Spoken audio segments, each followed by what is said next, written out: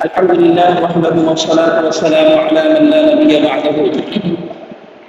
فأعوذ بالله من الشيطان الرجيم. بسم الله الرحمن الرحيم. قل هل يستوي الذين يعلمون والذين لا يعلمون إنما هي أولو الألباب.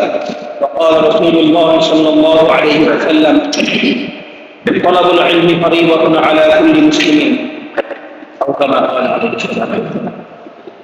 আল্লাহ তাআলার শুকরিয়া যে দীর্ঘ একটা সময় আমাদের বন্ধ থাকার পরে আমরা আবার ইলমের মজলিসে আসার তৌফিক পেয়েছি। আল্লাহ তাআলা আমাদের কবুল করেছেন, সেই জন্য আমরা সবাই দিন থেকে শুকরিয়া আদায় করি আলহামদুলিল্লাহ। আমরা তো বারবার এই কথাটা বলি এবং বারবার শুনি, দুনিয়াতে মানুষ যে কোনো জিনিস যখন অর্জন করার জন্য একটু কষ্ট করে, কি করে? কষ্ট করার পরে যখন পায় ওই জিনিসটার জন্য তার একটা মায়া লাগে।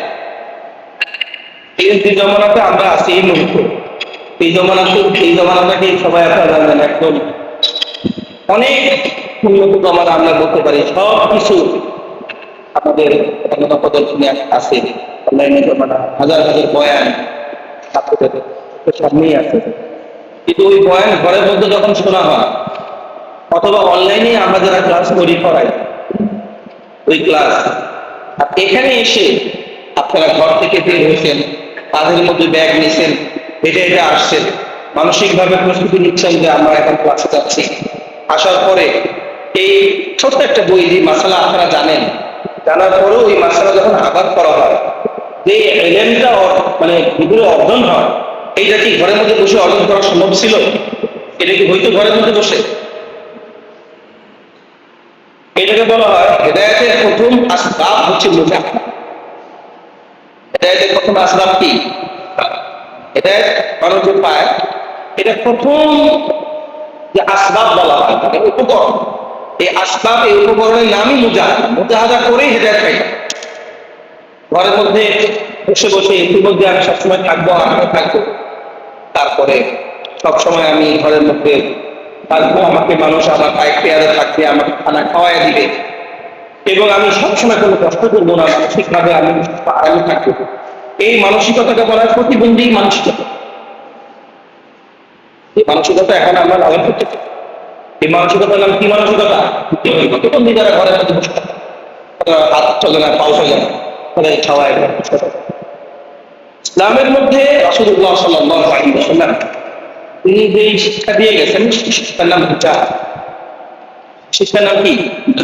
মুজাহাদা মানে হচ্ছে যে নিজের জান, নিজের মাল, এই যে গরম চলতেছে, কত গরম তা করতে দেখছি। গ্রামের বাড়িতে দিনের বেলা গরম, রাতের বেলা ঠান্ডা।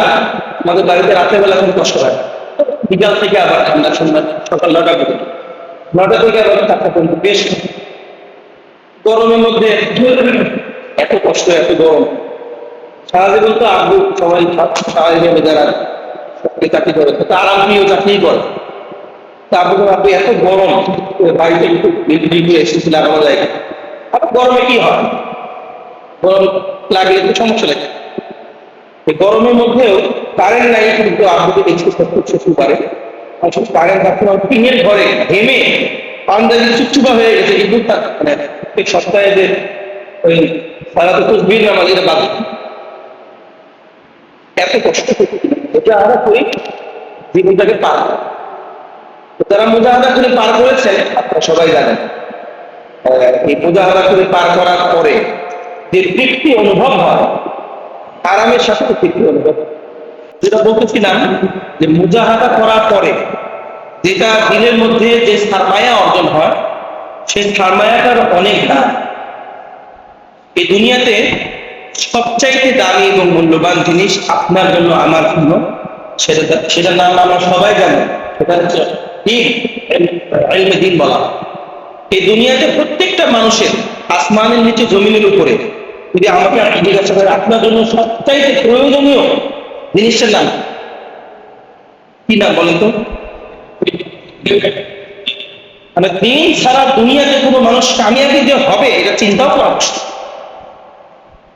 কিন্তু আফসোসের বিষয় এই দিনটা আছে আপনার কাছে স্বাভাবিকভাবে আমাদের কাছে খুব দামি জিনিস। আমরা যেরকম টাকাকে মূল্যায়ন করি, পয়সাকে মূল্যায়ন করি, আমরা পদকে মূল্যায়ন করি। যারা স্টুডেন্ট আছেন তারা তাদের রেজাল্টের যে সবাই জানে এখন তো বর্তমান জমানা কিভাবে ভালো রেজাল্ট করা যায়, ভালো সাথে পড়া যায়, তুমি মূল্যায়ন করো, সেরকম মূল্যায়ন তারা দিনকে দেয়।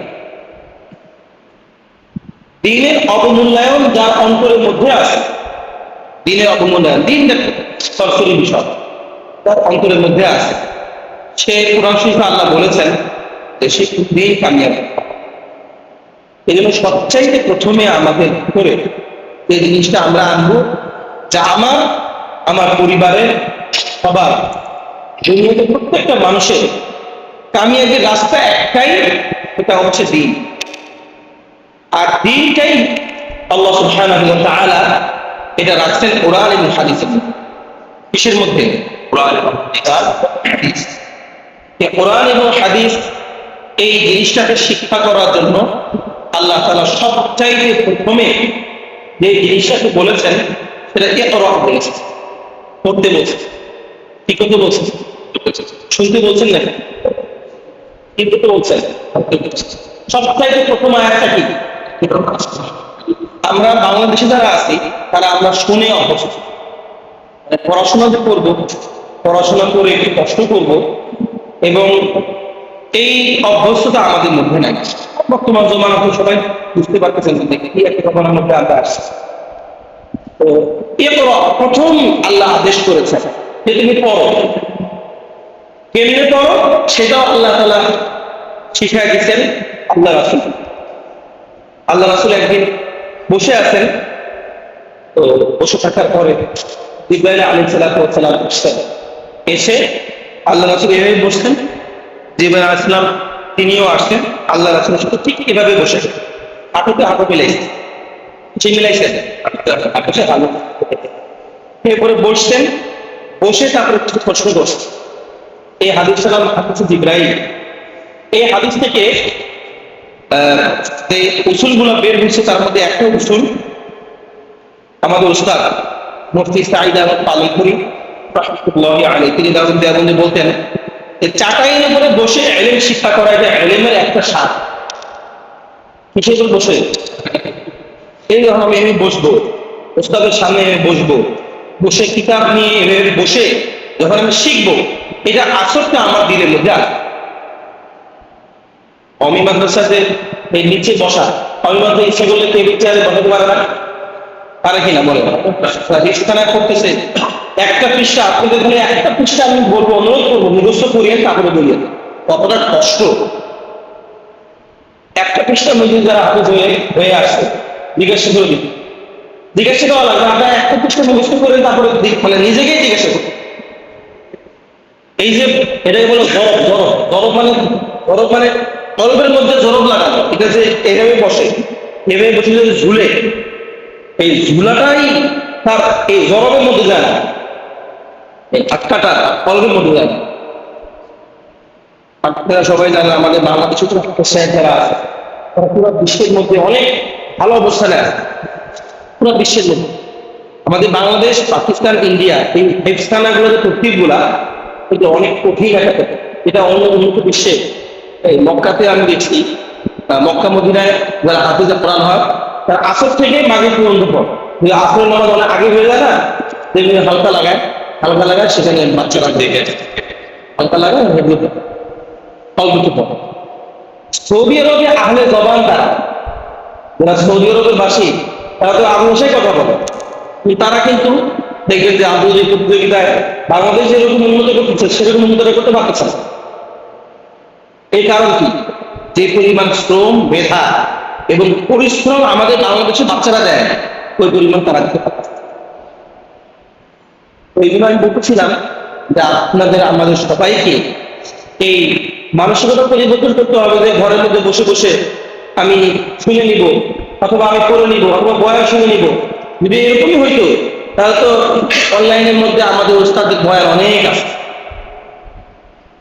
এলিমের জন্য কষ্ট স্বীকার করা, আপনারা তো জানেন না, যারা আমরা মোবাইল আসছি তাবলিগের সাইডে আমরা মেহনত করছি, আমরা তো অনেক কিতাব পড়াচ্ছি। মোবাল্লিগদের জন্য ইলম শিক্ষাটা আরো বেশি জরুরি। কতটুকু জরুরি এটা বলছে ইমাম বুখারী রাহমাতুল্লাহ আলাইহি এই পরিচ্ছেদ, আমরা বুঝি না পরিচ্ছেদ, তো পরিচ্ছেদ কায়েম করে তিনি হাদিস নিয়ে আসেন।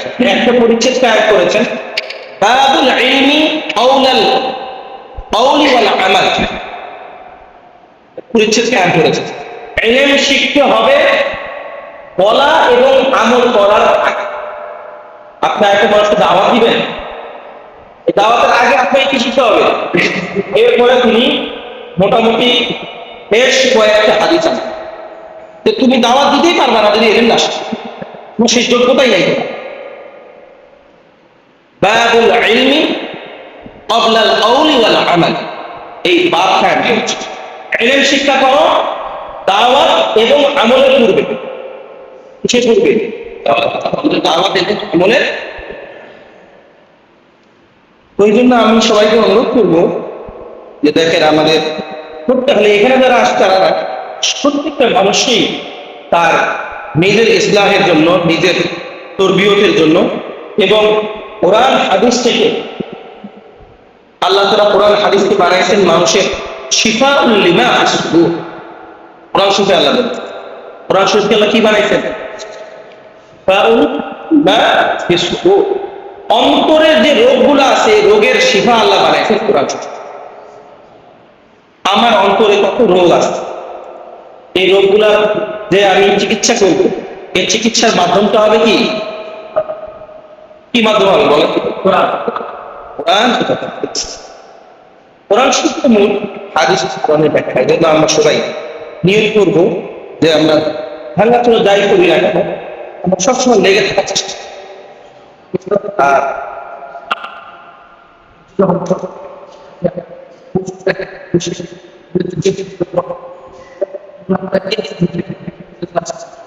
আর এটা হচ্ছে এইভাবে বসে মানে পড়াটার মধ্যে পরিশ্রমটা বেশি হয়, আর ঝুঁকে ঝুঁকে পড়লে একটা এটাকে বলা হয় জজবা পয়দা, একটা জজবা পয়দা হয়, একটা ভাব পয়দা হয়। দেখবেন যে যারা আপনার হেডফোন গেলে দেখবেন যে যে যত গতি নিয়ে পড়ছে তার ঝোঁকাটাও তত গতি। আর মানে এটা যতক্ষণ খেয়াল করে দেখবেন যে যত স্পিডে পড়তেছে তার ঝোঁকাটাও কি ওটা অনেক দ্রুত ঝোঁকা ঝুঁকিটা ওটা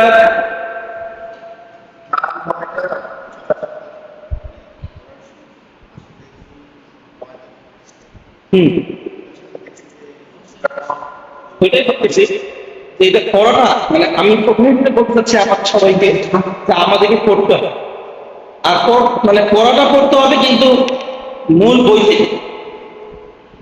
কোন জায়গা থেকে করতে হবে? বই থেকে।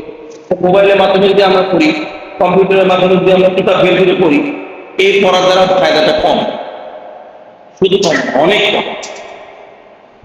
আমি যখন কিতাব বের করবো, পৃষ্ঠা বের করবো, এটার দ্বারা যে ফায়দাটা আমার হবে এটা ওই মোবাইলের মাধ্যমে।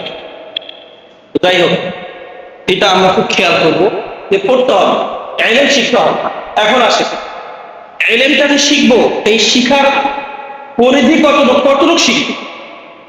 ইলমটা শিখতে হবে বুঝলাম, কিন্তু কতটুকু আমি শিখি এই শিখার ব্যাপারে কোরআন শরীফে আল্লাহ সুবহানাহু ওয়া তাআলা আপনাকে আমাকে হেদায়েত দিয়ে দিয়েছে। এই কতটুকু শিখবা শিখার ক্ষেত্রে কোরআন শরীফে একটা আয়াত আছে, আল্লাহ বলছেন লিয়াতাফাক্কাহু ফিদ্দীন। আমার পরিমাপটা হচ্ছে আমার দ্বীনের একটা সমঝ আমাকে অর্জন করতে হবে। কিছু সমঝ একটা শিখলাম, হ্যাঁ শিখে ফেলছি, না শিখানো না, বরং শিখাটা উদ্দেশ্য না, দ্বীনের একটা পরিপূর্ণ সমঝ আমার মধ্যে আসে। আপনাদের একটা ঘটনা শোনাই, ওই সাওয়ানিহে আশরাফি একটা কিতাব আছে, মৌলানা আশরাফ আলী থানভী রাহমাতুল্লাহ আলাইহির জীবন বৃত্তান্ত। ওইখানে একটা ঘটনা, হযরত আশরাফ আলী থানভীর জমানায় একটা এলাকায় মানুষ মুরতাদ হয়ে যাওয়া শুরু। কি হওয়া শুরু হয়েছিল? মুরতাদ বুঝছি, মানে মুসলমান থেকে হিন্দুস্তানে এখন যে অবস্থা, আগে জমানায় কি বা ছিল, তিনি নিজে সক্রিয় ওখানে গেছেন হযরত আশরাফ আলী থানভী। যাওয়ার পরে একটা গ্রামের লোক তখন মুরতাদ হয় নাই, ওই এলাকায় গেছেন, স্যার তাদেরকে বলছে কি এবার শুনছি তোমরা নাকি অমুসলিমদের প্রথা গ্রহণ করতেছো, তোমরা নাকি অমুসলিমদের মন চলা শুরু করছো।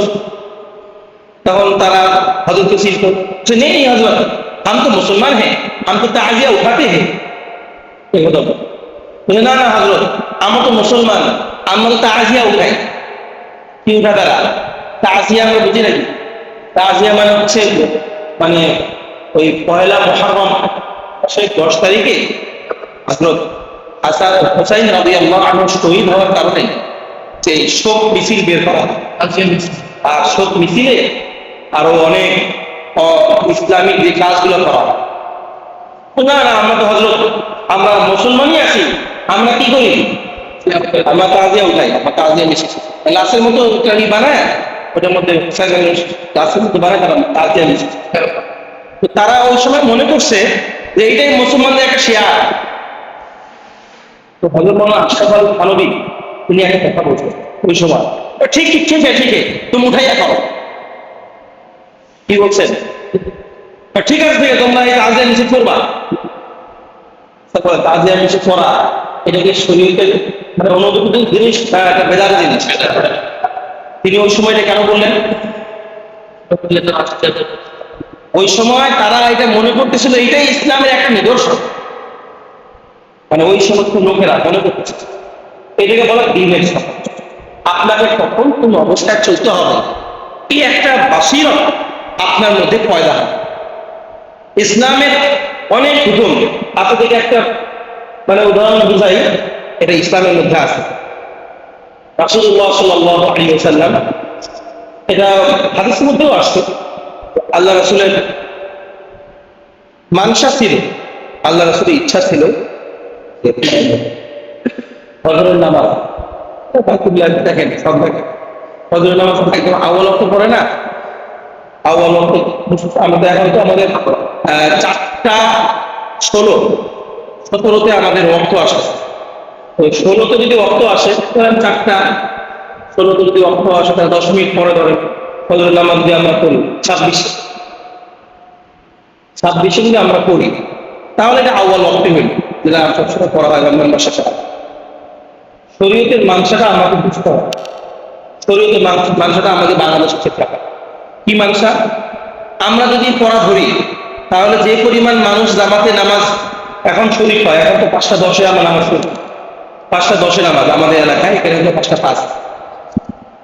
তো 5:05 নামাজ পড়লে যে পরিমাণ মানুষ শরীক হয়, আর 4:26 করলে বেশি শরীক হবে না কম শরীক হবে?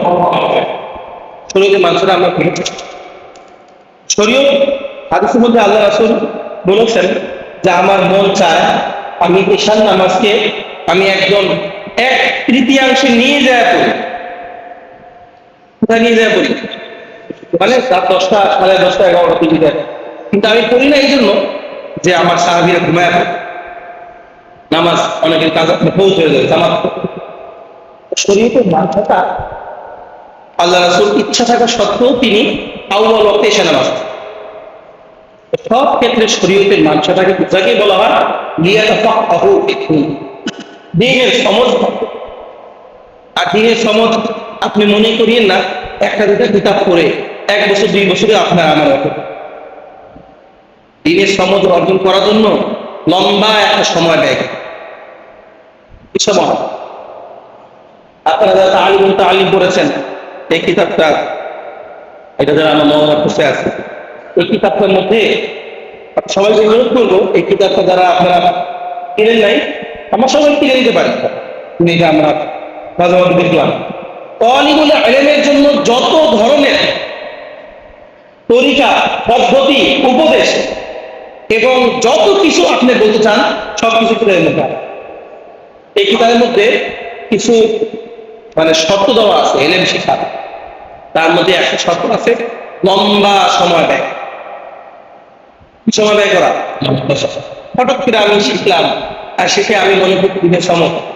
আল্লাহ মাফ করেন, আমাদের তাবলীগের মধ্যে আজকে যে বিভক্তি সৃষ্টি হয়েছে, 1 নম্বর কারণ ইলম না,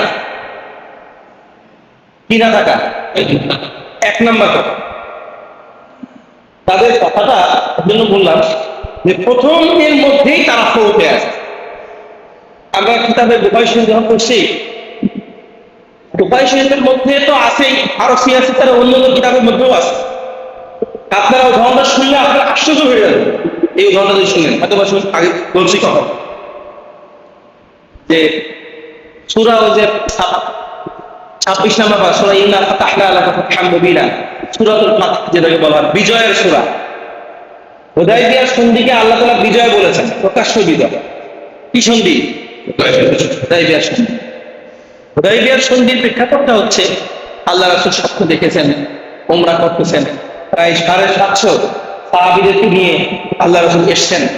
এসে আল্লাহ রাসূল ওই মানে হুদায়বিয়া নামক স্থানে তাবু করছেন। ওই জায়গায় অনেক বাবলা গাছ ছিল। কি গাছ? বাবলা গাছ আপনি দিত চিকন চিকন পাতা, ওই বাবলা গাছ। হযরত ওসমানকে পাঠায় দিতেন, কাফেররা ওসমানকে আটক করে খবর ছড়ায় দিতে যে ওসমানকে আমরা হত্যা করে ফেলছি। আল্লাহ রাসূল একটা বড় বাবলা গাছের নিচে সব সাহাবীদেরকে নিয়ে একটা বায়াতের প্রতিজ্ঞা, মানে বায়াত মানে প্রতিজ্ঞা করা, বায়াতের একটা মানে বায়াত করছিলেন। ওই বায়াতের নাম বায়াতে রিদওয়ান। কি নাম? রিদওয়ান মানে রিদওয়ান মানে সন্তুষ্টিজনক বায়াত। ওই বায়াতে যত সাহাবীরা বায়াত করেছেন আল্লাহ তাআলা সবার উপর সন্তুষ্ট হয়ে গেছে। এই জন্য ওই বায়াতের নাম কি হয়ে গেছে? বায়াতুল রিদওয়ান। কোরআন শরীফে আল্লাহ বলেছেন লাকাদ রাদিয়াল্লাহু আনিল মুমিনিন ইয ইউবাইউনাকা তাহতাশ শাজারা। আল্লাহ তাআলা ওই মুমিনদের উপরে সন্তুষ্ট হয়ে গেছেন যারা ওই গাছের নিচে আল্লাহ রাসূলের হাতের উপরে কি করছে? কি বায়াত? যে আমরা ওসমানের হত্যার বদলা না নিয়ে আমরা চাঁদ থাকুক না। এখন আসেন, যে গাছের নিচে এই বায়াতটা হয়েছে, ওই গাছটা কি পরিমাণ বরকতপূর্ণ গাছ বলেন দেখি, বলেন দেখো, চিন্তা করে দেখেন। যে গাছের কথা আল্লাহ নিজে কি করছেন? কোরআন শরীফে আল্লাহ উল্লেখ করেছেন। যে বায়াতের কথা আল্লাহ নিজের সন্তুষ্টির ঘোষণা দিয়েছেন। কিন্তু ঘোষণা দিচ্ছেন সন্তুষ্টি ঘোষণা। আবার গাছের কথা কি করছেন? লাকাদ রাদিয়াল্লাহু আনিল মুমিনিন ইয ইউবাইউনাকা তাহতাশ শাজারা। ওই গাছের কথা আল্লাহ উল্লেখ, বায়াতের কথা উল্লেখ করেছেন, বায়াতে রিদওয়ান নাম দিয়েছেন। সবার উপর আল্লাহ সন্তুষ্ট হয়ে গেলেন। ওই জায়গা, ওই গাছ, ওই স্থান কিরকম বরকতময়, এটা চিন্তা করেন। এবার আসেন পরের বছর। পরের বছর বুখারী শরীফের মধ্যে অনেকগুলো হাদিস আসছে, সাহাবীরা ওই জায়গায় আসছে। আয়েশা কি ওই গাছও ছিল না, ওই জায়গাও ছিল না, ওই কিছুই ছিলেন। আপনার চিন্তা করছেন বিষয়টা একটু। ওই বায়াতে রিদওয়ানের যে গাছটা, অনেকগুলো গাছ ছিল ওখানে। কোন গাছের নিচে বায়াতে রিদওয়ান হচ্ছে ওই গাছটা চিনতেছে না কিন্তু। কোথায় হচ্ছে, জায়গাটা কোথায়, এটাও চিনতেছে না। সাহাবীরা পরস্পর বলা বলি করতেছে যে আল্লাহ তাআলা আমাদেরকে ভুলে গেছে, আল্লাহ তাআলা আমাদের কি করে দিচ্ছে। এইটার ব্যাখ্যার মধ্যে আসছে অনেক বড় বড় আলেম সবাই। ইসলামের মধ্যে কোনো স্থান এবং জায়গার যদি কোনো মানে এতেবার থাকতো তাহলে আল্লাহ তাআলা এটা ভুলাই দিতেন। চিন্তা করে দেখেন, ইসলামের মধ্যে আল্লাহ তাআলা শুধুমাত্র কোরআন এবং হাদিসকে আল্লাহ তাআলা কি করছেন।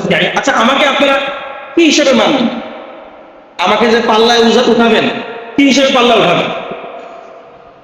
কোরআন এবং হাদিসের মানে সত্যায়নের উপরে যদি আমি থাকি তাহলে আমি ঠিক আছে না। আমাকে দিয়ে আমি কোরআন হাদিস মাপবে, আমাকে দিয়ে কোরআন হাদিস মাপবেন যে উনি যেটা করেছে ওইটাই ঠিক, কোরআন হাদিস যেটা করছে সেটা ঠিক। যাই হোক, বললাম এই জন্য যে আজকে আমাদের যারা আমার তাবলীগের সাথী যারা আছে তাদের জন্য ইলম শিক্ষাটা আরো অনেক বেশি কি জরুরি, শিক্ষাটা হবে। ইলম শিক্ষা তো জরুরি। আমাদের আশরাফ আলী থানভী 4টা আইনের কথা বলছে। কয়টা আইন? এটা পীর সাহেবরা বলেন, আপনারা শুনেছেন কিনা? 4টা আইন। ইবলিসের মধ্যে 3টা আইন ছিল, একটা আইন ছিল। কয়টা আইন? 4টা আইন আমার মধ্যে আছে। এটা গুরুত্বপূর্ণ একটা জিনিস, এটা আমাদের উস্তাদরা আমাদের সবসময় 4টা যোগ্যতা তোমার মধ্যে আনতে হবে। 1 নাম্বার, তোমাকে আলেম হতে হবে। কি হতে হবে? প্রথম আইন কি? আলেম হইতে হবে।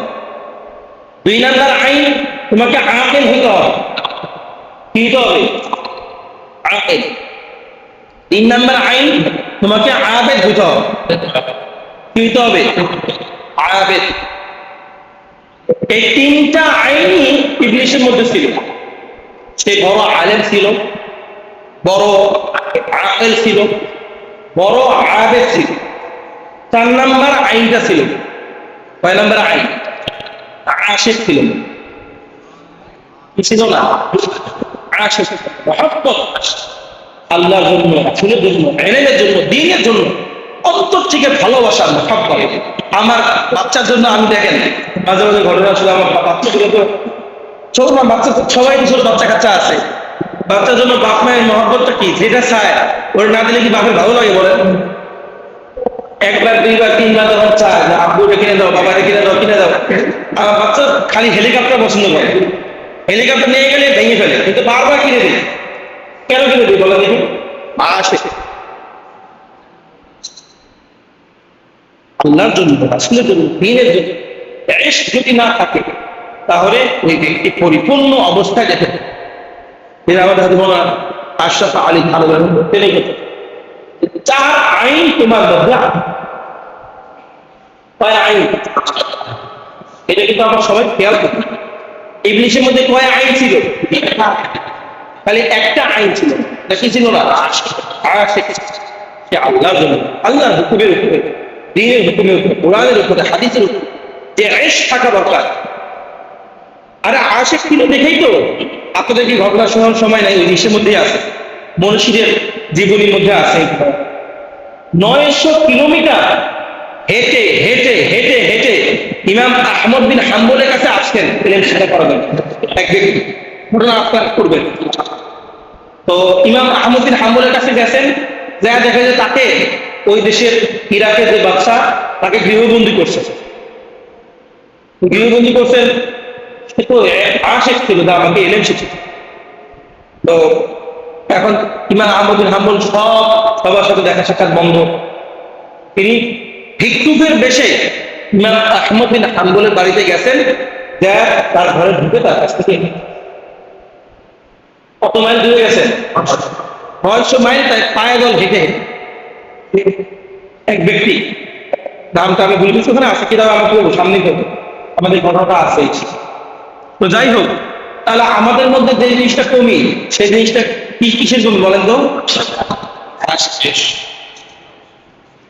আমরা চেষ্টা করব ইলমের জন্য জান ফিদা। আজকের নওজোয়ান যারা আছে দেখবেন তারা সত্যি কথা বলতে বাংলাদেশের যে শিক্ষা ব্যবস্থা অনেক উন্নত, লক্ষ লক্ষ টাকা তারা খরচ করে, কোটি কোটি $1 খরচ করে। কিন্তু একটা মানুষকে প্রকৃত মানুষ বানানোর জন্য তরবিয়তের ব্যবস্থা করা, তাকে সেই ব্যবস্থাপনা আসতে নেই। আমাদের দেখেন কমি মাদ্রাসা সিস্টেমটা আপনাকে বলি। কমি মাদ্রাসায় পরীক্ষা শেষ হয়ে গেছে শাবান মাসের 20 তারিখ। কয় তারিখ? শাবান মাসের 20 তারিখ, যারা আপনাদেরকে বলছি। আর আজকে শাওয়াল মাসের কয় তারিখ? আজকে না, রমজান শাওয়াল মাসের আজকে 9 তারিখ। শাওয়াল মাসে যদি 9 তারিখ হয়, তাহলে মাঝখানে রমজান মাস গেছে, সবাই ভর্তি হয়ে গেছে। কোন সময় অপচয় হয়েছে? আর যে ভর্তি হয়েছে সবার একদম পড়াশোনা এই বুধবার থেকে শুরু হয়েছে, এত সুশৃঙ্খল ভাবে। মানে একটা ছেলের পড়াশোনা একদিন নষ্ট হওয়ার মতো। আর আপনারা যে বাংলায় দেখেন এইচএসসি মানে এসএসসি যারা পাস করতে, এইচএসসি এবং ইউনিভার্সিটি যারা ভর্তি হবে, প্রায় 1 বছর গ্যাপ। একটা মানুষকে যদি আপনি কোনো কাজ দিয়ে না রাখেন, ওই 1 বছর কি করবে? 1 বছর তো বর্তমান জমানায় তো মোবাইল ফোন আছে, খারাপ হওয়ার আসবাবের অভাব নাই। একটা মানুষকে যদি দৌড়ের উপর না রাখেন, সে সময়টা ব্যয় করবে কোথায়? পুরা ভালো ভালো ছেলেরা আমি দেখছি, ভালো ভালো স্টুডেন্ট, তারা এই সময়গুলোতে নষ্ট বিশেষ দৌড় নাই। মানুষকে যদি আপনি দৌড়ায় না রাখেন, এই মানুষ তো মানে এটাকে বলা হয় যে, যখন আমাদের কথা বলতেছি, যারা আমাদের একদিনও যদি আমার মেহনতের মধ্যে কমে চলে আসে, দৌড়ের মধ্যে না থাকি, তারপরের দিন দেখা যায় যে মানে অলসতা চলে আসে, মানুষ হিসেবে যারা আসে। এই জন্য আমি সবাই আমাদের এই ইলমের আহমিয়ত, যারা বাচ্চা কাচ্চা যারা আজকে পড়াশোনা করতেছে না, এদেরকে আমরা ইলমে কিছু সময় লাগাই, কোরআন সময় লাগাই, সময়কে লাগাইতেই হবে, না লাগাইলে আমাদের কিছু ছাত্র আছে, এবার তো আমি জামাতে যেতে পারলাম না, জামাতে চাপা যাবে, কিছু ছাত্র আছে বাপ মা দিবে না, আমি যেহেতু যাবো না, সেই জন্য যাচ্ছে না, তো কি করে ওই নদীর পাড়ে বসে ওই টিকটক ভিডিও বানায়, এই নাম তার কাজ। তার কম্পিউটার শিখবি, কম্পিউটারে পড়তে ভর্তি হয়েছি। এখন আমি নিয়োগ করছি, যারা যারা আমাদের সাথে দেওয়ার নিয়োগ করছি 60 জন ছাত্র, এদেরকে নিয়ে আগামীকাল থেকে কোরআনের কোর্স চালু মাঝে থেকে এসে ব্যস্ত রাখা লাগবে। এদেরকে যদি ব্যস্ত না রাখা হয় তাহলে এরা কি হবে, কি হয়ে যাবে, শয়তান। এই যে আমরা পড়ছি কিন্তু এই কিতাবের মধ্যে সময় তরবারির মতো, কিসের মতো, এর চাইতে উত্তম কোনো উদাহরণ হতে পারে। আচ্ছা, আপনি তরবারি নিয়ে দাঁড়ায় আছেন, আপনার শত্রু তরবারি নিয়ে দাঁড়ায় আছে, আপনাকে এখন কি করতে হবে? যে আপনার সাথে যুদ্ধ করতেছে তরবারি নিয়ে, আপনিও তরবারি নিয়ে দাঁড়ায় আছেন, আপনার কি করা লাগবে বলেন দেখি? আপনি যদি দাঁড়ায় থাকেন তরবারি নিয়ে, আপনার ফেলা দেন, ওই তরবারি আপনাকে কি করে রাখবে? আপনাকে কেটে ফেলবে। সময় কিসের মতো, তরবারির মতো। যদি তুমি তাকে না কাটতে পারো, সে তোমাকে যদি 3 তসবি আপনার ছুটে যায়, দেখবেন 3 তসবি ছুটে যাবে, সময়টা কোথায় গেছে? বেহুদা গল্পের মধ্যে। আপনি যদি নামাজ শেখে সুরত, আজকে সুরা কাফের আমল আছে, যে আমলগুলো আছে এগুলো যদি ছুটে যায়, সময়টা আমার কোথায় গেছে? আর বিবিকে আমি বারবার বলি, আমার শরীফ ভাইয়ের কাছ থেকে আমি এটা শিখছি, যে শরীফ ভাই আলিয়া মাশাআল্লাহ আমাদের যে পর্যায়ে আইন কোর্স, উনি পড়েন, পরীক্ষাও দেন। এই শিক্ষা থেকে আমি আমার আলিয়ার সাথে এই বিষয়ে মোজাকারা করি। এখন দেখি যে মেয়েদের মধ্যে অনেক আগ্রহ, দোষটা হলাম আমাদের পুরুষ। আমরা সব কাজই করি কিন্তু এই আলোচনাটা করি, মানে সব কাজ আমরা করি কিন্তু তাদের সাথে আমরা করলাম, আলোচনা করলাম, আজকে তাকে আমি তাকরারের সঙ্গী বানাই, তাকরারের সঙ্গী, বুঝতে পারছেন? দেখবেন যে ইনশাআল্লাহ তার অনেক তরক্কি হবে। সেই আপনাকে বলবে, আশা করে যে আজকে কি পড়াটা কি, মেহরবানি করে এটা আমরা করার চেষ্টা করি। আল্লাহ তাআলা আমাদেরকে এত, বর্তমান দিন চিন্তা করে দেখি যে আমাদের ফিলিস্তিনের ভাইরা কত কষ্ট করছে, আমরা গরমের মধ্যে কত কষ্ট করছি। আরো বেশি গরম কি বাংলাদেশে গরম? না কারেন্ট আছে, না বর্তমানে কোনো পানি লাইন আছে, না কোনো নাগরিক সুবিধা আছে, আর ওর মধ্যে ভ্রম করতেছে একটা অবস্থার মধ্যে আছে। আল্লাহ তাআলা আপনাকে আমাকে এত ভালো রাখছে, এত ভালো রাখছে, আমি সময়টা খুশির মধ্যে পেয়ে। এটা প্রথম কথা। দ্বিতীয় কথা দেখেন, দিন আমরা ইলম অর্জন করবো, ইলমের সনদ অর্জন করবো, এই জন্য আমরা মুজাহাদা করব। আর আপনাদেরকে আগেও বলেছে আমাদের উস্তাদ মুফতি হাফিজুল সাহেব, যে অনেকেই চিনেন এখানকার হুজুর, বলতেন যে ইলম শিক্ষার দুনিয়া, এটা আপনাদেরকে আগেও বলছি, 3টা জিনিস। বলেন তো কি কি?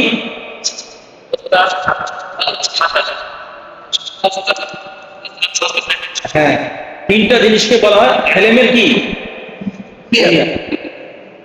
উস্তাদ লাগবে, কিতাব লাগবে, মাদ্রাসা।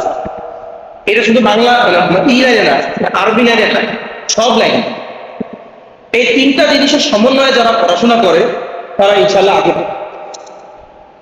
এজন্য আমরা চেষ্টা করব এই প্রতিষ্ঠানের মাধ্যমে শিক্ষা করার। দ্বিতীয় বিষয় আমরা খেয়াল করব, এখন আমরা তাবলীগের লাইনে আসছি। সত্যি কথা বলতে আমরা 3-4 বছর আগে মনে হয় আমাদের নারায়ণগঞ্জের 3 জেলা জন্য মনে আছে ওই ওখানে আমরা, হ্যাঁ নারায়ণগঞ্জ থেকে এটা ভালো কি একটা হাউজিং এর মধ্যে হ্যাঁ ওই মদন, হ্যাঁ ওখানে যে হচ্ছিল, ওখানে একজন ফজরের বাদের স্থানে এক মুরব্বী বয়ান আছে, বয়ানটা আমার এখনো কানে বাজে। আচ্ছা, আমার জন্য প্রতিদিন কত ঘন্টা বলেন তো? আমার জন্য প্রতিদিন 24 ঘন্টা। পৃথিবীতে একটা মানুষও পাওয়া যাবে না 24 ঘন্টা 1 মিনিট তার জন্য সময় খেয়াল। প্রত্যেক মানুষের জন্য কত ঘন্টা? এটা সুন্দর বোঝায় বলছি। আপনার জন্য 24 ঘন্টা, আমার জন্য 24 ঘন্টা, সবার জন্য 24 ঘন্টা। আপনি যে সময়টাকে ব্যয় করতেছেন, আপনি এই 24 ঘন্টাকে সবচাইতে বেশি ফায়দাজনক কিভাবে ব্যয় করবেন, এটা একটা তরিকা আমি বলছি। যারা কোটিপতি হয় তারা তো 24 ঘন্টাই, তারা কোটিপতি হলো কেন বলেন দেখি? যারা কোটিপতি তাদের জন্য কি একদিনে 24 ঘন্টা বেশি না 24 ঘন্টা না 24 ঘন্টায়? তারা এত ধনী কিভাবে হইল? একটা কোটিপতি হওয়ার মূল রহস্যটা হচ্ছে যে তার পক্ষে আরো 5,000 লোক কাজ করতে, কয় হাজার লোক কাজ করতেছে, অথবা 10,000 লোক কাজ করতে, 20,000 লোক কাজ করতে, 20,000 ইন্টু 24 দিয়ে আপনার গুণ দেয়। সে কিন্তু তার 24 ঘন্টায়, কিন্তু সে আরো কত লোকে কাজ করে দিছে, আরো 5,000 হোক, 10,000 হোক, তো কেউ 100, 200। আমাদের দোকানে মোটামুটি 15 জন কর্মচারী কাজ করে আমার দোকানে। 15 জন লোকের 24 ঘন্টা আমাদের জন্য থাকে।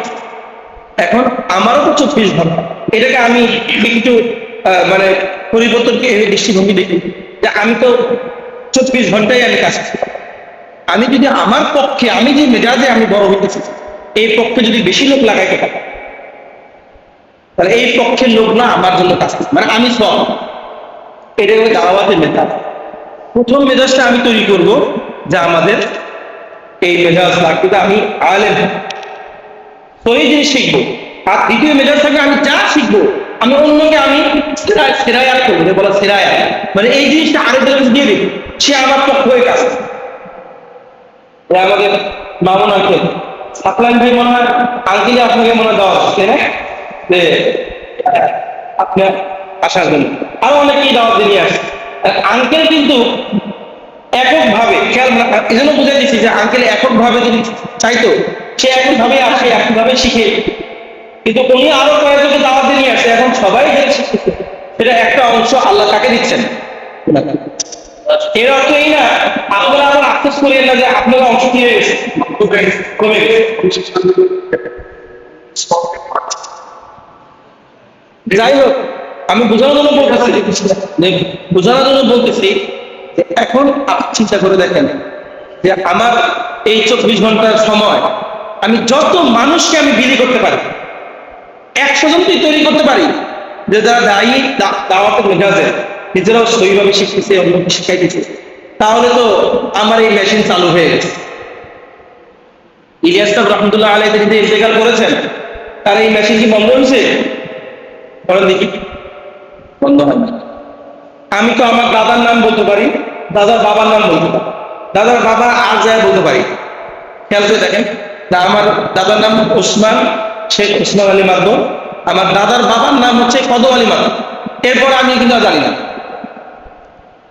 আপনারা দেখেন যে হয়তোবা দাদার বাবার হতে পারে 3-4 মানুষ জানতে পারে, কিন্তু যারা উম্মতের জন্য মেহনত করেছে, শুধু নিজে নিজের ভোটবাদী না, যারা উম্মতের জন্য মেহনত করেছেন 1400 বছর যাবত, তাদের নাম আজকে কিতাবের পাতায় পাতায় পাতায় পাতায় লেখা আছে, সবাই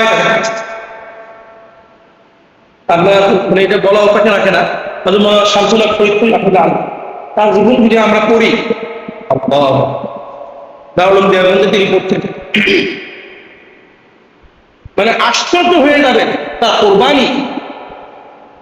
বিয়ে করে তারপরে তিনি দারুল দেওবন্দে গেছেন। তার বাবা এত পড়া ছিল যে এই লাইনে তিনি মানে কোনো সাথ দিতে রাজি না, তোমাকে পড়তে হবে এই লাইনে, মানে ইংলিশ লাইনে, ইংরেজি লাইনে। তো তিনি বিয়ে পর্যন্ত করছেন।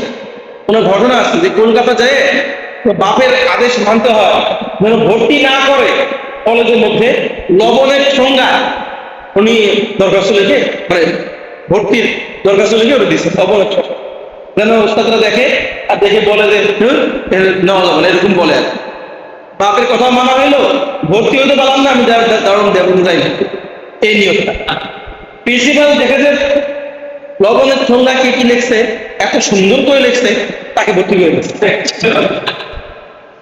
সে নিস্তার পাইতেছে না, পুরো বিয়ে পাশ করার পরে দারুল দেওবন্দে গেছে। দারুল দেওবন্দ থেকে থানা ভবন প্রায় 70 কিলোমিটার। কত কিলোমিটার? 1 ঘন্টা লাগে, 1.5 ঘন্টা লাগে, জিপে করে যায়। আমি গেছি, তাই মাঝে মাঝে গেলাম। ওসব দিক ছিল রাস্তা আর কি। দারুন দেখুন যে প্রতিদিন 2টা করে রুটি দেয়, বড় বড় রুটি।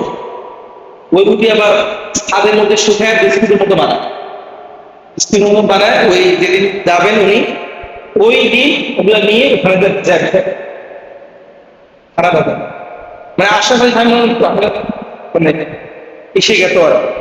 আমি বলতে চাচ্ছি যে আমাদের সবাইকে, যে আমি চেষ্টা করি। আমরা আব্বুকে দেখছি যে সারা জীবন ঘরের মধ্যে আসলেই আমাদের একসাথে খাইতাম, মাঝে মাঝে একসাথে খাওয়া হইতো। আপু খাওয়ার মধ্যেই ওই 4টা থেকে বৃহস্পতিবার আসতো বয়ান শুনে, অথবা যেখান থেকে আসতো অমুক জায়গায় গেছে বয়ান হয়েছে, যে জায়গায় থেকে বয়ানই হয়েছে কথা কিন্তু একই। তাবলীগের কথা কি 2টা কথা নাকি? তাবলীগের কথা একই, কালেমা, নামাজ, কালিমা, জিকির, ইকরাম, উসতিবিন, শহীদ, দাওয়াত, তাবলীগ। ওই কথাটাই ওদের আজকে গেছিলাম অমুক জায়গায়, অমুক বয়ান হয়েছে, সেই কথাগুলো কথা তো ওইটাই, বারবার বারবার বারবার। এতে কি হয়েছে, এতে ছোটকাল থেকেই আমাদের 2 ভাই, তারপরে আমার বোন, আমরা তো অন্য, মানে একটা দিনই মেজাজ পয়দা হয়ে গেছে। তা আমরা চেষ্টা করি। আমাদের সফন ভাই কালকে আমাকে ফোন দিয়েছিল। সফন ভাই বললেন যে হুজুর আমি চলে আসবো, আমার ছোট পড়া শেষ, চলে আসবেন। আবার যাবেন নাকি? তা আমার যাওয়ার নিয়ত নাই। কেন? তো এখানে আমি দেখছি যারা আসছে হয়তো তারা একটা দিনই মেহনত নিয়েই আসে, কিন্তু এক পুরুষের পরে তারা আর মেজাজটা ধরে রাখতে পারে না। এক পুরুষ পরে তারা কি করতে পারে নাই, মেজাজ ধরে রাখতে পারে নাই। আমরা তো দুর্বল। এক পুরুষের পরে সবাই অটোমেটিক খ্রিস্টান হয়ে গেছে। দেখা যাচ্ছে যারা, যাদের বাপদাদারা আসছে পাকিস্তান, বাংলাদেশে যারা বাপদাদারা ছিল তারা ভালো ছিল, কিন্তু সন্তানরা এখন খ্রিস্টানদের মধ্যে খ্রিস্টানদের মতো আচরণ হয়ে গেছে। তৈরি বলে যে আমার শিক্ষা নাই যে এখানে আমি কি হবো, এখানে আমি ছেড়ে দেবো। নিজে বললেন, আমার কালকে বললেন যে আসবেন। এই জন্য আমি বলতে চাচ্ছি, এটা এমন না যে উনি বললেন যে আমার জন্য আমি মনে করি সবাই এমন তারা ওখানে যে অনেকে আবার আল্লাহ হয়ে গেছে। আমাদের সিদ্দিক আঙ্কেল আছেন না এখানে, আপনি কি চিনতেন আমাদের আজিজুল ইসলাম আঙ্কেলকে চিনতেন? আপনি দেখেননি? আমাদের বিল্ডিং এর পিছনে বিল্ডিং এ থাকা ওনার মেয়েরা অস্ট্রেলিয়াতে গেছে গেঞ্জি আর প্যান্ট করে বিয়ে হয়েছে, আর আসতে বোরকা পরে। আর আমরা তো আসতে চলে গেছি যে ঘরে লাগে, কারণ গেছে কি করে গেঞ্জি, মহিলা মানুষ বাংলাদেশের সবাই গেঞ্জি পরা বেরিয়ে খুব খারাপ মনে হচ্ছে। অন্যান্য নাই গেঞ্জি পরে গেছে, আমার চোখে এখন আছে ছোট ছেলে গেঞ্জি পরে অস্ট্রেলিয়াতে গেছে।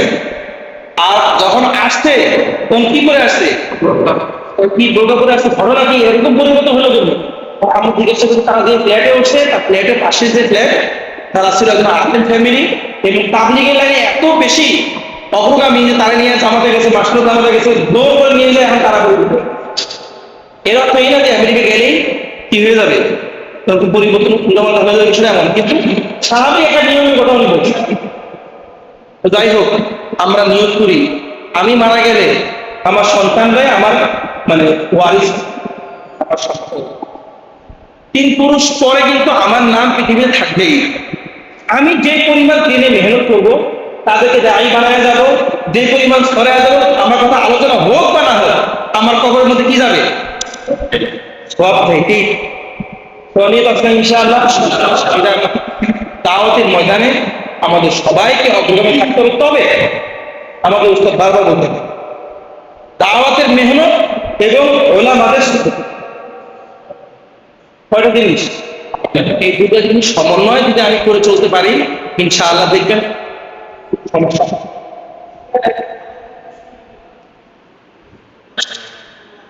এখন আমরা নিয়োগ করতে পারি আসলে আঙ্কেল জামাতের যে তশকিলটা, এটা আমি মনে করি প্রত্যেক হালকা হালকা ওয়ার, মাঝে মাঝে 1-2টা জামাত আমরা একসাথে হইতে পারি, তবে হালকা ওয়ার আমি তো বারবার এই কথার জন্য বলি হালকা ওয়ার মেহনতটা আমাদের বড়রাও চাচ্ছে।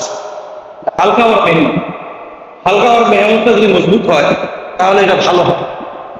বড়দের যে উসুল, দাওয়াত এবং তাবলীগের যে উসুলগুলো আছে, এই মার্কাজ কাকরাইল মার্কাজ, এই কাকরাইলের মার্কাজের সাথে জুড়ে আছে হালকাগুলা, হালকার সাথে জুড়ে আছে মসজিদগুলো। মসজিদ জুড়ে থাকবে হালকার সাথে, হালকা জুড়ে থাকবে কিসের সাথে, মার্কাজের সাথে।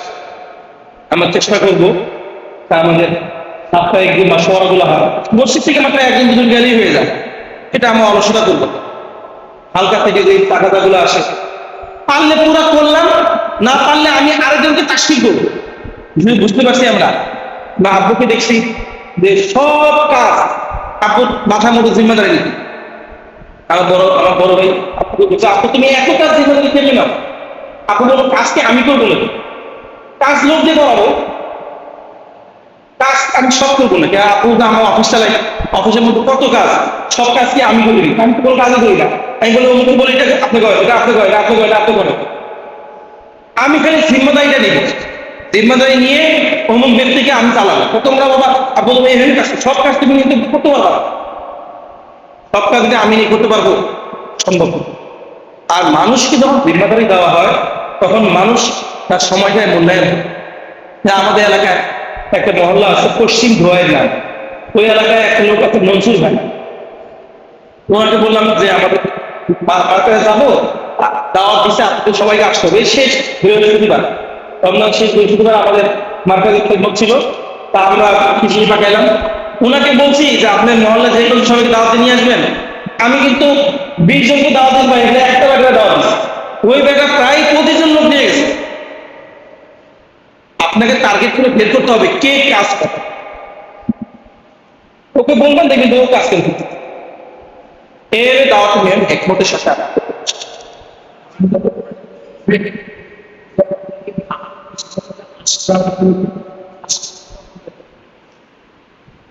এটা তো কয়েকটা লোক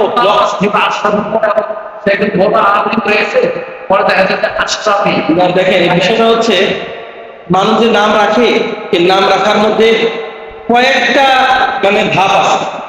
কেউ কেউ তার দেশের দিকে নিসবত করে রাখেন, যেরকম বাগদাদি, জুনাইদ বাগদাদি। ওখানে বাগদাদি আসতে কেন বলেন তো? জুনাইদ বাগদাদি মানে তার ওই বাগদাদের দিকে নিসবত করে তার নাম রাখছে কি জুনাইদ বাগদাদি, যেন তাকে সহজে চিনে। জুনাইদ নামে অনেক ব্যক্তি আছে, অনেকে নাম রাখে প্রতিষ্ঠানের দিকে নিসবত, এদিকে নিসবত করে। যারা যেমন দেবন্দে ফারেক, অনেকেই দেখবেন যে তার নাম রাখে কাসেমি। কি নাম রাখে? আপনার কাসেমি মানে জানেন না? কাসেমি মানে হচ্ছে ওই যে দারুল দেবন্দে যিনি মুহতামিম ছিলেন, প্রতিষ্ঠিত মুহতামিম, ওই যে কাসেম নানুতুবি রহমতুল্লাহ আলাইহির দিকে নিসবত করে যারা দারুল দেবন্দে ফারেক তাদেরকে কি বলে? কাসেমি। যারা দারুল দেবন্দের অধিবাসী, দারুল দেওবন্দ একটা থানার নাম। দেখবেন যে দেওবন্দে যারা বসবাস করে অনেক ওলামাদের নাম আছে দেওবন্দি। কি নাম আছে? আমাদের তাবলীগের যে মুরব্বি ইলিয়াস রাহমাতুল্লাহ আলাইহি, তার নাম ইলিয়াস কান্দলবি। কি নাম? কান্দলবি। তার বাড়ি কান্দালা। এরকম আমাদের এলাকায় আছে দোহারি, আব্দুল হক দোহারি আছে। তারপরে আবার জামিয়া আজহারে যারা পড়ে অনেক এলাকায় আজহারি কি লাগায়। এখন যে তার সুবিধা মতো এক্সট্রা, এটা এক্সট্রা লাগায়, এটা তো কোনো মানে নিষেধ না।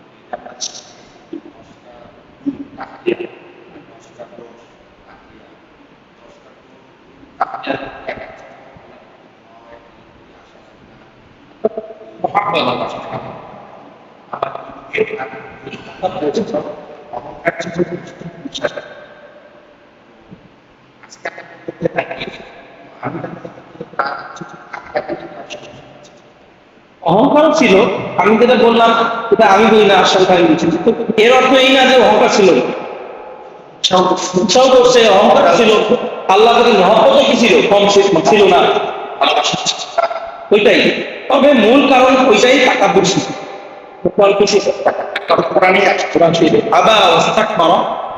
তবে তারপরেও ওলামায়ে কেরাম দেখেন, কোরআন এবং হাদিস হচ্ছে বাহরুন লা সাহিলা লাহু।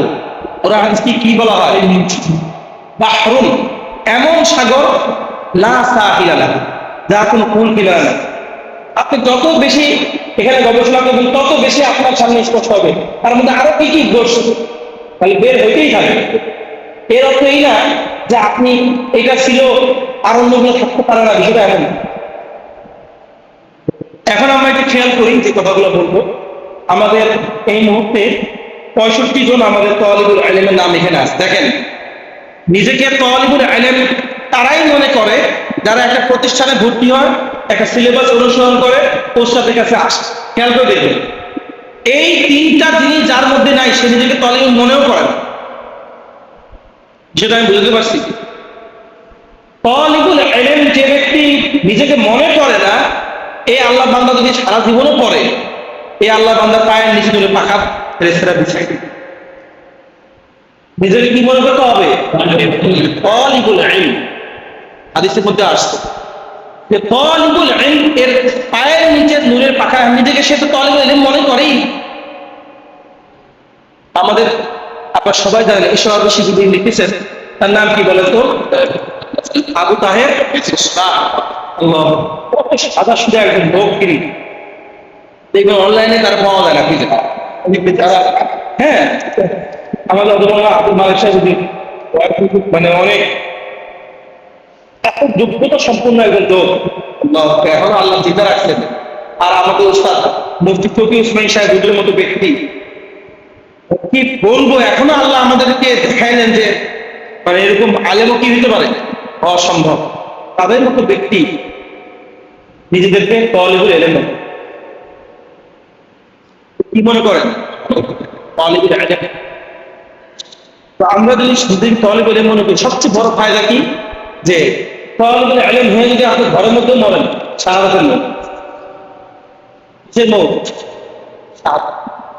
দ্বিতীয় কথা হচ্ছে যে তালিবুল ইলম যখন ঘেটে যায়, তখন ফেরেশতারা পায়ের নিচে দুই পর দিচ্ছে, নিজেকে তালিবুল ইলমে কাটানো।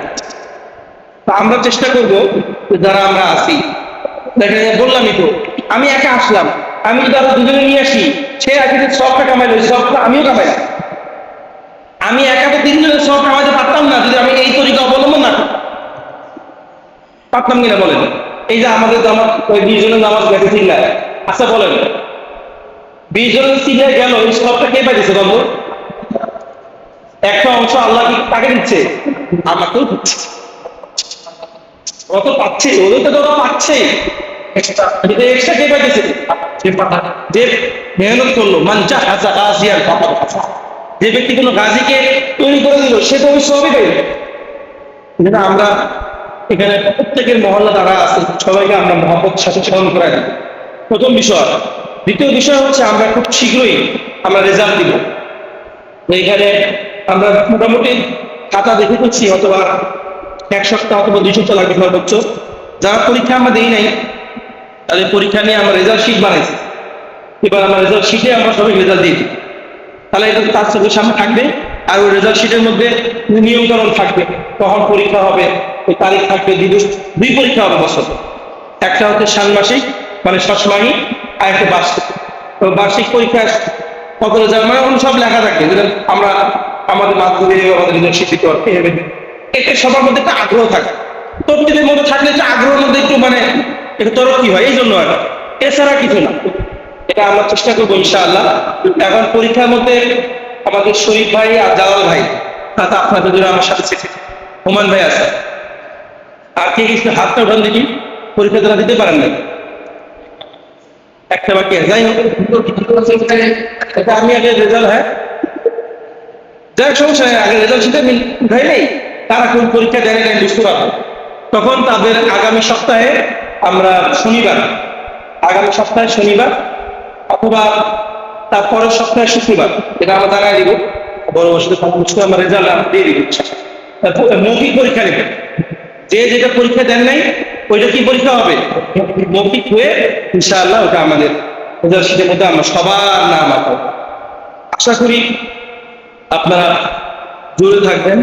আর আমাদের যে নতুন সিলেবাসের মধ্যে আমি সিলেবাস তৈরি করে ফেলছি, আমার বড় ভাইয়ের যে কিতাবটা, এটা আপনারা সবাই জানেন, এই যে কিতাবটা মনে হয় শেষ হয়ে গেছে না, এই কিতাবের জায়গায় এখন যে কিতাবটা আপনাদের ঢুকবে সেটা হচ্ছে আল আদাবুল মুফরাদ। আল আদাবুল মুফরাদ, এটা আপনাদেরকে সংগ্রহ করে দিয়ে দেওয়া ইমাম বুখারী আপনার লেখা এই কিতাবটা, ইমাম বুখারী লেখা আদাবুল মুফরাদ। খুবই সুন্দর একটা কিতাব। দৈনন্দিন জীবনে যত আদবের দরকার সব আদব হাদিসের আলোকে। কিসের আলোকে? হাদিসের আলোকে। ওই কিতাবটার নাম কি? আল আদাবুল মুফরাদ। ওই কিতাবটা ঢুকবে আমাদের সিলেবাস। আমার যে কিতাব, আমার কাছে মনে হচ্ছে এই কিতাবটা মানে দাওয়াতি লাইনের প্রথম কিতাব। এরপরে আরো আমার 3টা কিতাব পড়াবো, কিন্তু এই কিতাবটাকে আরেকবার পড়ানোর দরকার আছে না? এরকম তাত্ত্বিক আলোচনা, এই আলোচনাগুলো আমাকে সক্ষম ভাই কালকে বললেন যে হুজুর, বাংলাদেশে তো দাওয়াতের খালি সময় লাগাইছি আর কি করছি, সময় লাগাইছি, মানে বুঝতে পারিনি। এখানে এসে বুঝতেছি যে দাওয়াতের যে উসুলগুলো, নিয়মগুলো, এগুলো সবার শেখা দরকার। ওখানে অনেক লোক না, অনেক ধর্মের লোক, সবাই দুনিয়াদার লোক, তাকে কিভাবে, কাকে কিভাবে দাওয়াত দিতে হবে এই পদ্ধতিতে একটু হেরফের হইলেই উল্টো পাল্টা লেগে যায়। বাংলাদেশে তো সবার অধিকাংশই সাধারণ মানুষ, মানে মুসলমান, ওই একটু হেরফের হইলেই একটু প্যাঁচ লাগে। তো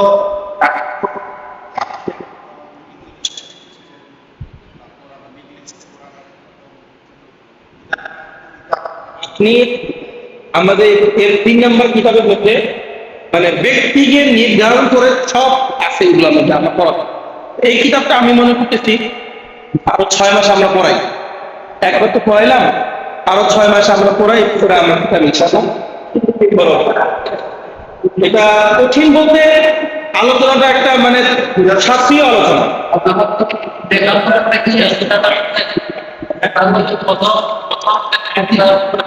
এটা মুখস্থ করে সবাই মুখস্থ করে। হ্যাঁ, এবার তাই এটা আমি সংগ্রহ করে দিব, পারলাই না, তাহলে এটা সংগ্রহ করতে হবে আর কি।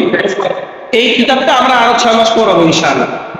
আচ্ছা, এবার যারা মওলানা কোর্সে আমরা যারা আছি, আগামীকাল থেকে মওলানা কোর্সটা আমরা শুরু করে দিব। মওলানা কোর্সের ক্লাস তো আমাদের শনিবারে মওলানা ইব্রাহিম সাহেব করাবেন, রবিবারে আমি, আর মঙ্গলবার আমার বড় ভাই। এভাবে আমরা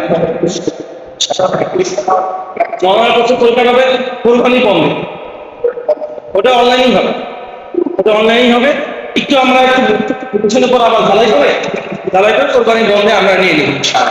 কোরবানির বন্ধে তো আমাদের মাত্র বন্ধ থাকবে 10 দিন, আর ওটা তো অনলাইনই হবে, এটা সমস্যার কিছু নেই। আগামীকালকে ক্লাস হবে না, আমার বড় ভাই তো এসে চলে গেছে, ওই যে সঙ্গীতে গেছে, মহিষুরা যোগ দিছে, আমরা একসাথে আসছি, চলে গেছে সঙ্গীতে। থাকবে ওখানে আবার কালকে আসরের পরে। আর আপনাদেরকে আবারও অনুরোধ জানাচ্ছি, এই তো এই কিতাবটা আমরা ইনশাআল্লাহ পরে পড়ব। তালিমুদ্দিনের 2য় অংশ খেয়াল করে দেখেন। আমরা আল্লাহ শুকরিয়া, তালিমুদ্দিনের 1ম অধ্যায় আমরা পড়ে গেছি। এখন এই যে 10টা গুণ অর্জন, 10টা গুণ, 10টা খারাপ দোষ বর্জন, এখন আমরা এটা শুরু করবো। আধ্যাত্মিকতার পথ ও সোপান শুরু, এটা আমাদের মানে তাসকিয়া নফসের আলোচনাটা আমাদের শুরু হয়ে যাবে। এখন যেটা আশা থাকছে এটার মধ্যে কিনা আছে এই তালিমুদ্দিনের 2য় অংশ এখানেই আছে, এটা আমরা শুরু করবো। আমরা আগামী সপ্তাহে আপনাদের সিলেবাস বানিয়ে দিয়ে দিব ইনশাআল্লাহ। সবাইকে একটাই অনুরোধ থাকবে, আপনারা সবাই আমাদের আশেপাশে যারা আছে সবাইকে আমরা দাওয়াতে নিয়ে আসবো, ঠিক আছে না ইনশাআল্লাহ? আর শনিবারে প্রত্যেকের হালকার যে মাসওয়ারাটা হয়, আপনারা ওই মাসওয়ারায় অবশ্যই শরীর থাকবেন। মানে আপনারা বলতে আমরা নির্ধারণ করে দিব যে ভাই হযরত ওমর রাদিয়াল্লাহু আনহু যখন বাইরে কোথাও গেতেন, তো একজনকে বানায় গেতেন যে তুমি আল্লাহর সাথে বসবা, যা আলোচনা হয় সব যেন আমি একইভাবে শুনতে পাচ্ছি। হালকার পরামর্শে আমি চাই যে আপনারা মসজিদ থেকে অনেক মসজিদ সবাই চলে আসি, একজনকে আমরা বলে গেলে পরামর্শ সাপেক্ষে যে আপনি হালকা মাসে শুরু থাকেন এই সপ্তাহে, যা আমরা আলোচনা হয় আমরা এই টাকাগুলো পাই। কাকরালি টাকাটার জন্য আমি বুধবারে আমাদের প্রত্যেক মাসে একবারই হয়, আমি নিজে হোমে চলে আসি, আমি না আসতে পারলে আমার আরেকজনে পাঠাই। চিন্তা করতে দোহার থেকে আমাদের আসতে হয়। প্রত্যেক 2 মাসে একবার। আমাদের 8টা ইউনিয়ন তো, 8টা ইউনিয়নের মধ্যে প্রত্যেক ইউনিয়নে একবার করে পড়ে। তো প্রায় মাঝে মাঝে এক পর্যায়ে তোমার আবার আসা লাগে। তো কোথা থেকে আমি আসি? এই ঢাকা জেলা মাসোয়ারা আসতে। তো হালকা মাসোয়ারা আপনি যদি পাবো মেহরবানি করে হালকা মাসোয়ারা আমরা কেউ মানে সবার থাকা লাগবে এমন না, এই হালকা মাসোয়ারা আমরা দূরে থাকার চেষ্টা করবি ইনশাআল্লাহ। আল্লাহ তাআলা আমল করতে চান। হযরতপুরে মুসলিম শহরে আপনি মালয়েশিয়া হুজুরের মাদ্রাসা। আমাদের বাড়িতে যেতে যে পরিমাণ কষ্ট, ওখানে যাওয়ার আছে বেশি কষ্ট। কারণ ওখানে যাওয়ার কোনো গাড়ি ঘোড়া নাই, বারবার খালি গাড়ি বদলে যায়, অনেক কষ্ট। এরপরও হুজুর প্রত্যেক 2 মাস পর পর একটা প্রোগ্রাম করেন, মানে আলেমদেরকে দাওয়াত দেন। কষ্ট করে সবাই ওখানে যায়। অথচ মিরপুরে কিন্তু হুজুরের মাদ্রাসা আছে, মিরপুরে করতে পারে না। মিরপুরে কেন করে না বলেন তো? ওই কষ্ট করো, এখন তো কষ্টই করতে কোথায়। সাহাবা আজমাইন যে কষ্ট করছেন, তার সিটে ফোটাও কষ্ট আমরা করি। তারা যে উটের মধ্যে উঠছেন, আমরা যে ওয়া দিয়ে জেনে গেছি, তারপরে উটের মধ্যে উঠলাম, আমি বললাম ভাইকে উটের মধ্যে উঠেন, আর অনুমতি করেন যে সাহাবা আজমাইন উটের মধ্যে উঠছেন। উটের মধ্যে উঠে ঝাঁকি খাইছে, আমাদের বাইরে ভাই কি অবস্থা, কষ্ট। ওই উটের মধ্যে চলে 500 মাইল 600 মাইল সফর করতে। তারপরে এখন বুঝে আসবে যে কষ্ট কারে কার। গাড়ি ছাড়েন, যাদের গাড়ি আছে, বাসে ওঠেন। বাসে উঠে দেখেন সাধারণ মানুষ কি কষ্ট করে। গাড়ি কান্দে নেন, কান্দে নিয়ে একটু বুঝেন যে কি মানে নষ্ট এত মোটা। আমার উস্তাদ এই যে ইমরান ভাই এবার এতেকাফ করছে। ইমরান ভাই হুজুরের সাথে, আপনি যে হুজুর সাথে এতেকাফ করছেন, হুজুর একটা উদাহরণ বলেন। আমাদের সালসা হুজুর বলছে নষ্টারে কেউ আসার মারতে রাজি না, আসার যে মারে না এমন মোটা হয়েছে, এখন আর মুজাহাদা মানে যুদ্ধ করতে পারে না। নষ্টারে একটা আসার মারো, 2টা আসার মারো, 3টা আসার মারো, আসার মারে আধা মারা করে দাও, এরপর দেখো তোমার কি হবে। আসারটা মারবেন কোন জায়গায়?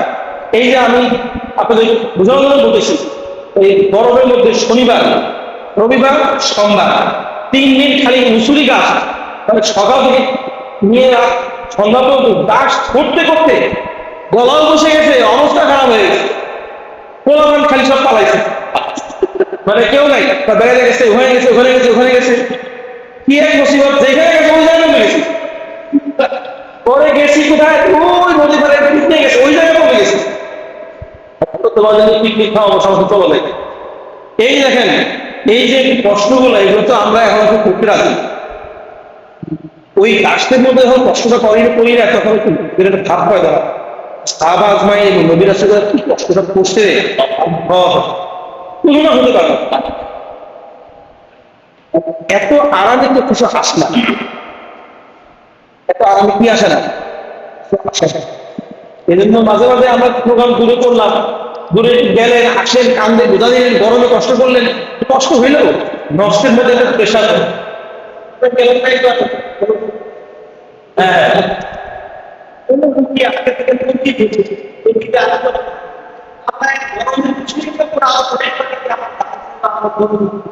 যাই হোক, মাঝে মাঝে একটু দূরে গেলে সফর হলে, আর আপনাদেরকে অনুরোধ জানাবো, বিশেষ করে 3 সফর, তারপর 3 দিনের সফর, নিজে কষ্ট করে লোককে তাশকিল করে তাদেরকে মানে রাজি করানো, চলো জামাতে চল, এতে নিজে তরবিয়ত হয় না। আমাদের সাবেক সাহেব হুজুর বলছেন যে অমুমি গাছতে রক্তের যে তরবিয়তটা হয়, এটা অন্য জায়গা হয় না। কেন এটা হুজুর এটা বলছেন? এমনি এমনি রিক্সাওয়ালাকে তো সবাই মানে কোনো দাম দেয় না, আর অমুমি গাছতে গেলে আসসালামু আলাইকুম ভাই ভালো আছেন, তারা একটা দাম দিয়ে কথা বলতে হয়। এই একটা প্র্যাকটিক্যালি প্র্যাকটিসটা ওই অমুমি গাছতে হয়। দেখেন আমার অনুযায়ী অমুমি গাছতে সবাই কি করা লাগে, না ভাই সময় না যান ভাই, তাহলে আপনি মাগরিবের সময় জিম্মেদারি দিয়ে আসা হয়, মাগরিবের সময় তাহলে আসে, মানে আপনি ভ্রমণ দিয়ে কথা বলবেন, আপনি যে বড় অফিসারই হন না কেন। আমাদের বেরিজ করেছিল আমাদের শাহাদত আঙ্কেল, শাহাদত আঙ্কেল সিজন আঙ্কেল, শাহাদত আঙ্কেল উনি, হ্যাঁ না শাহাদত আঙ্কেল, শাহাদত উনি খাগড়াছড়ি ডিসি ছিলেন।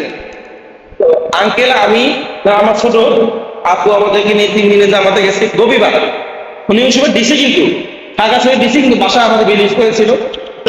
তুমি আসতে গেছি আমরা, দোকানদারকে দাওয়াত দিছে, আপনার তো কোনো কাম নাই, বলেন তো জাতির পিতাকে। উনি কে? উনি ডিসি খাগড়াছড়ি ডিসি। দোকানে রবিবারে আমাদের বেরিস্তাতে গরিবারে জামাতে গেছি, তারা বলছে আপনাকে তো কোনো কাম নাই, খালি আসেন, খালি একই কথা বলবো জাতির পিতাকে বলতেছে। আঙ্কেল বলতেছে কোরআন শরীফে তো আল্লাহ জাতির পিতা বলছেন যে ইব্রাহিম আলাইহিস সালামকে, মিল্লাত ইব্রাহিম। তো আচ্ছা ঠিক আছে। দেখেন একটা ডিসি, তারে একটা মানুষ কি কইছে না আপনার তো কাম নাই, এই ধাক্কাটা সে কোথায় না শুনছে, কিন্তু কোনো কি করে নাই। এই যে তরবিয়ত গুলা, এই তরবিয়ত গুলা আসলে আমাদের হওয়া দরকার কিনা বলেন, হওয়া দরকার।